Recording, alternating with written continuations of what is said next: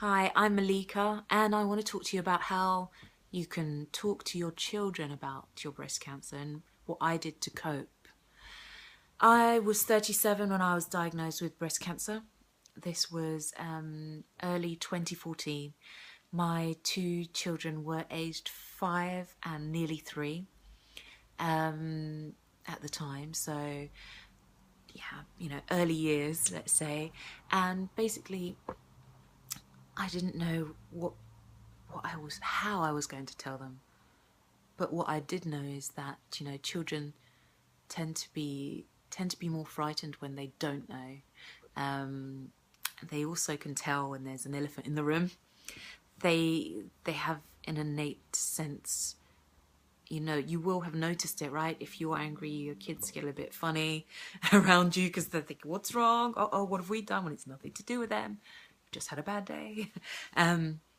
So kids can pick up on things, right? So it's important to think about what you're going to say, okay? And it's important to phrase how you tell them in a positive way. I remember telling our children in different ways. One that was more relevant, one way more relevant to my 5-year-old, and then another to my nearly 3-year-old, which, was very simple for him. And basically, I just wanted to let them know at the time that Mummy's found that there's a lump on her boob, and that it's good that we found it because now Mummy can go to the hospital and they will give me some medications, some medicines that will make me feel quite tired because they're very strong. But what they're going to do is they're going to help that lump get smaller. What might happen is Mummy's hair might grow really thin, or it might actually come out and it might disappear. And basically, I just kept it positive. I assured them that this was only for a moment in time. It was the best thing that Mummy could do right now, and that Mummy won't be tired forever. I will get better. I will get stronger. My hair will come back and look, hey. So like a story, if you like, there's the beginning. So this is what's happening. This is what Mummy's found out. The middle is this is what's going to happen, what's going to take place, what might happen. And then the end, it's got to be a happy ever after. You must remain positive with them. So it's got to be things will get better. And if you're not sure if that's the case and if that makes you really worried, then I would just say, just be yourself, be honest. Be honest with yourself that's how you're feeling. Don't say to the kids that, "Oh, I'm not too sure if this is good, this might not work." In the first instance, always remain positive. If you find you can't have that conversation with them, maybe dad can, maybe auntie, uncle, someone else can, because I really feel it's important that they know, because they will soon find out. They will soon notice when you're tired. They'll soon notice when you're less able to do things. Okay, now the reality is they're going to react in different ways, and you need to give them the space to express their feelings. Okay, they might not want to talk to you about it. They might start asking you some real questions that that scare them. Does it mean you're going to die, Mummy? I had that. Yeah, tough ones.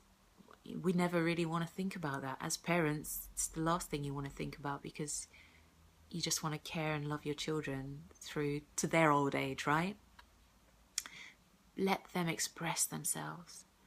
I would just say, think ahead when it comes to childcare, because you will need some help along the way. And I found it necessary for me to talk to other mums. I felt I wanted to tell them because I just wanted my children to be protected, in a sense, not to feel like the odd one out.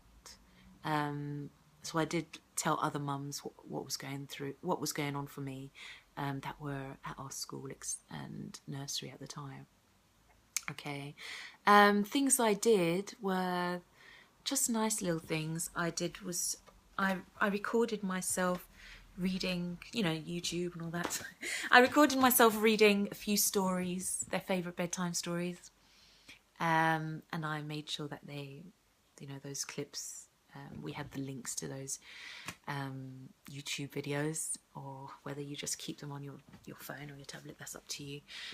So I recorded a few stories for them, which they really loved, and I found a handful of games that we could play, so where Mummy could lie down in bed basically and play alongside them.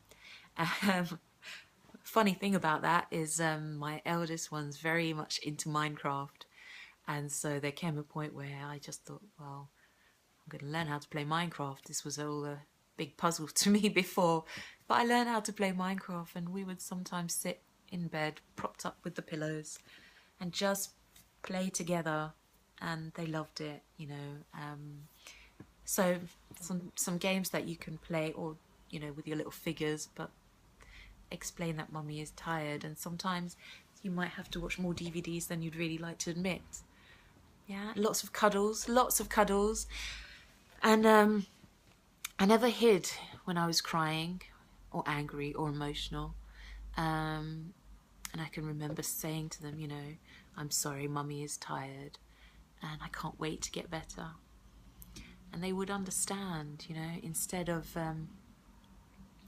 feeling that it was their fault that I was sad or crying, I would just let them know, you know, Mummy's fed up of this, and I really want to get better. I'm sorry, I'm just a bit tired.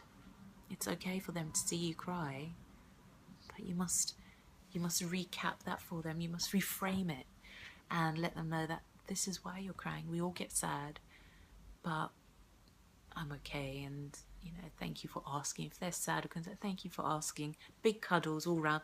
It's going to happen. You can't hide in the bathroom every time you're feeling emotional, okay? Keep talking to them. Tell them how much you love them. Tell them how much you are proud of every little thing they're doing. This is the time that they will need encouragement and reassurance. And in all of that, I remember being asked, you know, how do you do it? How do you do this with children? How are you coping with kids, you know? And I just remember thinking, I actually don't know how I would have done it without my children, because they were the reason I got up and got dressed most days. They were the reason I would stroll down to their school and collect them. Very tired, but I would want to do that. They were the reason why I was sitting up instead of lying down in my bed all day. So my children actually gave me the strength. Just know they will be okay. They are resilient, but don't lie to them. Just find a way to reframe whatever it is you're giving them as far as information, and always make it positive, okay? They need to feel safe. They need to feel loved, and that's what you can do for them. It's a really tough one, okay? So I just wish you strength when you are approaching this with your children, and know that you're doing the best you can. Okay, bye for now.